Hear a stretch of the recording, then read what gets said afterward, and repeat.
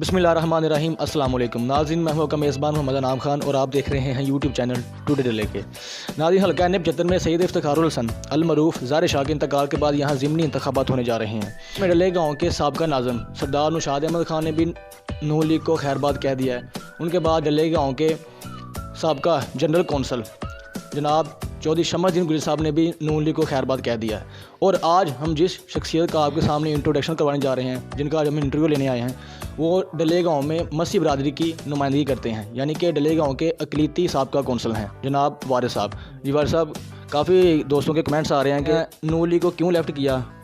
अनाम भाई, सबसे पहले तो मैं आपको आपकी पूरी टीम को अपने घर में खुशामदीद कहता हूँ। और मुझे इस बात की खुशी है कि हमारे गांव में भी आप जैसे नौजवान काम कर रहे हैं और गांव का नाम रोशन कर रहे हैं। आप सब की और आपकी टीम को मुबारकबाद पेश करता हूँ। दूसरी बात यह कि आपने कहा कि आप नून लीग को खैरबाद कह दिया है। देखें नाम भाई, सरदार नौशाद का आपने नाम लिया। सरदार नौशाद हमारे सियासी लीडर हैं, हमारे गांव की इज़्ज़त हैं, आन है, पहचान है। इससे पहले हमारे डल्ले के गांव को कोई नहीं सी जानता, ठीक है।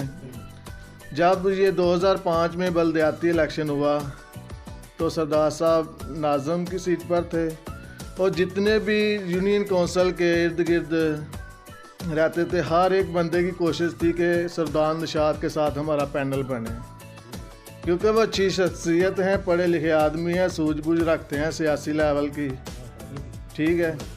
तो सब लोगों की ये ख्वाहिश हमारे साथ पैनल बने। इस बात पर चलता रहा सिस्टम कि हमारे जो साबका नाज़िम थे फजल डोगर साहब, उसके बेटे थे मकसूद डोगर साहब, उनके साथ हमारा नायब नाज़िम सेलेक्ट हुआ तो हमारा पैनल बन गया। इससे पहले अक़लियत की आप बात कर रहे हैं, आपने नुमाइंदगी की है। मैं 2005 से उनके साथ हूँ। इससे पहले हमें कोई भी नहीं जानता। अक़लियती बार मालों में से अक़लियती काउंसलर होता था और CO किसे होता था, हमारे गांव को कोई नहीं थे पूछता था। इस बात का भी हम शुक्रगुजार हैं सरदार नौशाद साहब से कि उन्होंने कहा कि हमारा अक़लियती काउंसिल इस दफ़ा डल्ले के किराए से होगा। ये भी हमारे लिए इज़्ज़त की बात है कि हमें उन्होंने पहचान दिलाई, तो मैं इसका बहुत शुक्रगुजार हूँ। और सर, आइंदा भी मैं 15 साल से इसके साथ हूँ और उन्होंने PTI ज्वाइन की है, तो इसकी भी एक वजह है, मैं आपको तफसील से बताता हूँ। जब हमारा इलेक्शन बलदियाती 2016 में हुआ, उसमें सरदार नौशाद साहब इंग्लैंड में थे और उम्मीदवार चेयरमैन वाइस चेयरमैन मुश्ताक साहब थे और दद्दू से हमारे चेयरमैन थे गजनफर बसरा साहब। इन दोनों को कोई लिफ्ट नहीं करवाता था, सब लोगों ने अपने अपने पैनल बना रखे थे। तो सरदार नौशाद साहब आए तो उन्होंने देखा तो हमारे गांव का कोई नाम ही नहीं लेने वाला है। उन्होंने आके पूरा गांव कट किया और चले आसपास के लोग थे उनको इकट्ठा किया और इन दोनों का पैनल बना दिया। इन दोनों को कोई पूछने वाला नहीं था। मतलब उनकी सरबराही में इनको क्या कहते हैं, वोटिंग मिल गई या जी, मैं आगे आपको बता रहा हूँ ना। इनको कोई पूछने वाला नहीं था। सरदार नौशाद साहब आए इंग्लैंड से तो उन्होंने दोनों के पैनल बना दिया, क्योंकि हमारे गांव को कोई पूछ नहीं रहा था।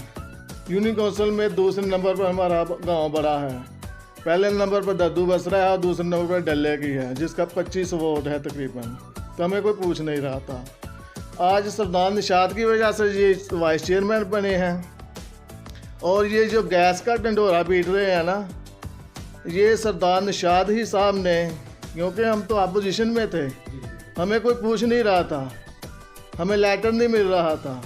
तो सरदार नौशाद साहब ने, मैं नाम नहीं लूँगा उसका, हमारे PTI के बहुत अच्छे मोहसिन हैं उनके, उन्होंने रिक्वेस्ट की कि ये मेरे गांव का मामला है, ये मुश्ताक साहब को जॉब लेटर दिलवा दो, ठीक है। इसमें भी सरदार नौशाद साहब का बहुत किरदार था और ये कह रहे हैं कि हमने वो काम कर दिया, हमने ये काम कर दिया। अगर इनको कोई पैनल में ना लेता तो आज इनको कौन पूछता। ठीक है, ये गांव ये गैस का जो ढंढेरा पीटा जा रहा है, हम अपोजिशन में 2.5 साल में हमारा कोई काम नहीं हुआ। अनाम भाई, हमारा तो मकसद है कि हमने इलेक्शन लड़ना है, जनरल कौंसिल में नाज़म बनना है कि गांव का काम करें। हमारी कोई पार्टी नहीं है, जो काम करेगा हम उसके साथ हैं। ठीक है, हमारा ना हमारी पार्टी काफ लीग है, ना पीपल पार्टी है, ना नून लीग है। अब ये इक़्तिदार में है तो हम इनसे हमारी कमिटमेंट हुई है कि सर ये हमारे गांव के मसाइल हैं, ये आप हल करेंगे तो हम आपके साथ हैं। ठीक है, आइंदा फिर इलेक्शन देखा जाएगा सर। अब और इक़्तिदार में है तो आपका कोई पूछने वाला है, आपका कोई काम करने वाला है। ठीक है, और ये हमारे जो चेयरमैन साहब हैं, जब ये इलेक्शन लॉन्च हुआ तो उन्होंने ऐलान किया कि मैं मसीही लोगों की कब्रिस्तान अपने ज़ाती खर्चे से बनवाऊंगा। ठीक है, ये 4 साल गुजर गए हैं अनाम भाई। इस वक्त ये हुआ वो हुआ, ये हमारे पास है फंड नहीं है, ये है वो है। अब इलेक्शन है तो आगे रोज़ ही ये कहते फिरते हैं लोगों को मैं आज काम शुरू करवा देता हूँ, मैं आज काम शुरू करवा देता हूँ। इलेक्शन को अब 10 दिन रह गए हैं। तो मैंने अपनी बरादरी को बोला है इसके झांसे में नहीं आना, ये काम करना है तो PTI ने करना है, सुल्तान निशाद ने करना है, वारिस मेंबर ने करना है। ठीक है, क्योंकि ये हुकूमत के पास फंड है। अगर कोई आपको ज़ाती कहे कि मैं कर दूंगा, वो सब झूठ है, ये सब फ्रॉड है। आप इनके झांसे में नहीं आना। जी, तो जैसा वार साहब आपने बताया अभी कि मसीह बरादरी को डले गांव में से कोई पहचानता भी नहीं था। ये पाकिस्तान का कॉन्स्टिट्यूशन है, यानी कि कानून है कि जितने भी यहाँ पे अक़लीतें हैं उनको नुमाइंदगी मिलनी चाहिए, उनके हुकूक भी उनको फराहम हो। तो आपको कब पहली दफ़ा क्या मसीह बरादरी में से आप ही पहले नंबर पे हैं कि जिन्होंने मेंबरशिप हासिल की, या कि आपसे पहले भी था? ये भी अल्लाह ताला का शुक्र है। सरदार, मैं पहले भी कहा, सरदार भाई जब पैनल बना इलेक्शन 2005 में, तो उन्होंने कहा कि इस दफ़ा मेरे गाँव से अक़लीती काउंसलर होना चाहिए। तो इससे पहले हमें कोई भी पूछता भी नहीं था, सब आते थे, वोट लेकर चले जाते थे। हमारी आवाज़ को कोई सुनने वाला नहीं था। और हम खुशकिस्मत हैं सर, ये डल्ले के गाँव वाले अक़लीती हो या मेजॉरिटी हो, अक्सरियत हो, सरदार निशाद एक ऐसी आवाज़ है कि वो सब लोगों की आवाज़ बनकर आगे निकले हैं। ठीक है, और ये जितने भी काम हुए हैं ये वाइस चेयरमैन साहब ने करवाए हैं, ये भी उनकी विसासत से हैं। अगर इनको कोई पैनल में ना लेता तो ये इनको तो कोई पूछने वाला नहीं था। वार साहब, अभी अब देखा जाए तो काफ़ी लोग फिंगरप्रिंट्स में हमारी, जिनको क्या कहते हैं सियासत के मुतल्लिक़ मुकम्मल मालूमात है। काफ़ी लोग अब ये कह रहे हैं कि मैं अक्सर अपने सोशल मीडिया प्लेटफॉर्म पर देता हूँ कि काफ़ी दोस्त कहते हैं कि ये लोटे बन चुके हैं, यानी कि अपनी मादी ज़ुबान में नाज़िम बताया जाए तो कह रहे हैं लोटा वगैरह। लेकिन अगर इनको शो फ्राहम किया जाए, इसके मतलब आप क्या कहना चाहेंगे कि ये किस तरह की लोटे की तारीफ़ करते हैं? यानी कि अगर देखें जैसे कि आपने पहले बता दिया है कि जो अपोजिशन है उनका काम होता है सिर्फ हुकूमत की गलतियाँ निकालना, यानी कि उनको गाइडलाइन करना। हत्ता कि अमली काम तो जो इक़्तिदार में है उसने करना है ना, जो अपोजिशन है उन्होंने सिर्फ गाइडलाइन करना है कि ये काम गलत कर रहे हैं, बस इतना करना। आप इस लोटे की क्या तारीफ़ करना चाहेंगे कि आपके साथ अभी भी आपकी मुकम्मल अक़लियत साथ हैं, आपके मुतफ़िक़ हैं आपके साथ? जी इनाम भाई, इंशाअल्लाह अल्लाह के फजल व करम से ये पूरी बरादरी की एक ही आवाज़ है, वो सब लबैक करेंगे मेरे पीछे, मुझे उम्मीद है। पहले भी करते रहे हैं, अब भी करेंगे। ठीक है, आपने ये कहा कि ये लोटा कृषि जो बात कर रहे हैं, इनको तो अपने आप का नहीं पता नाम भाई। ठीक है, लोटे का मतलब क्या है? ठीक है, ला इल्मी है सर, इनमें शौर नहीं है। ठीक है सर, एक पार्टी 20 साल से इक़्तिदार में है। ठीक है, इक़्तिदार में चली आ रही है। आप देखें, काउंसलर से लेकर जो इसके वज़ीर आज़म हैं सब करप्ट हैं। ठीक है, और हमारी लीडरशिप देख लें, काउंसलर से लेकर वज़ीर आज़म तक आप इनका मुआवजा कर लें। पहले नंबर तो ये सरदार निशाद साहब का, और जो हमारे गांव की अपोजिशन है, इनका मुआवजा कर लें।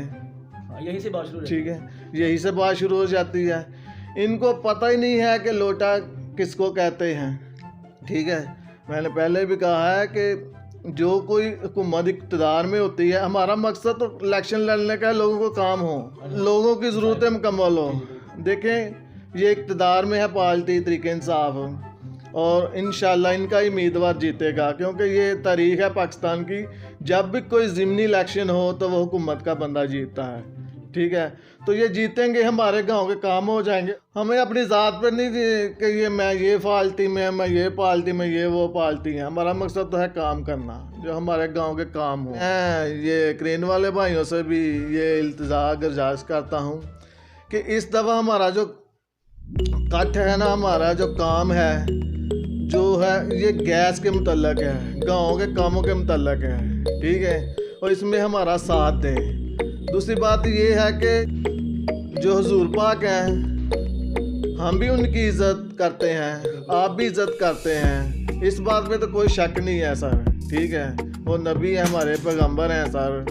तो ये एक तरीके लबैक वाले एक मजहबी लेवल को बीच में डालकर वोट मांग रहे हैं, तो मैं तो इस बात को मुनासिब नहीं समझता सर। मज़हब को सियासत को अलग रखना चाहिए।